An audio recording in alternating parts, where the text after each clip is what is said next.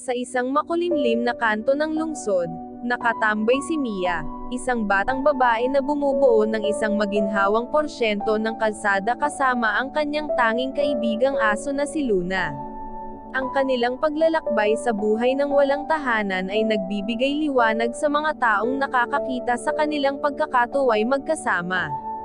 Mula nang mawalan si Mia ng kanyang mga magulang sa isang sunog, nag-umpisa ang kanyang pang-araw-araw na pakikipagsapalaran sa kalsada. Ngunit kahit sa gitna ng kanyang pangungulo, hindi niya iniwan si Luna, ang asong siyang nagiging katuwang niya sa pag-iyak, tawa, at pagharap sa mga hamon ng buhay. Sa paglipas ng mga araw, natutunan ni Mia na maging matatag at masipag sa pangangibang bansa, humahanap ng makakain para sa kanilang dalawa. Ang pagkakaroon ni Mia ng maliit na trabaho sa pagtutulungan ng mga nagtitinda sa palengke ay nagbibigay sa kanila ng pangunahing kita at nagsilbing sandalan para sa araw-araw. Isang gabi, habang sila'y natutulog sa may gilid ng kalsada, napansin ni Mia ang isang mabait na babaeng nagngangalang Andrea na naglakad patungo sa kanilang direksyon. Tila ba may pagnanais si Andrea na tumulong, kaya't pinaunlakan ni Mia na makipag-usap sa kanya.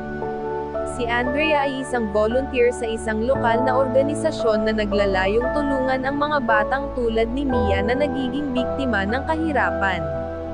Sa tulong ni Andrea, nadala si Mia sa isang pook na nagbibigay ng libreng edukasyon, pagkain, at tirahan para sa mga batang nangangailangan.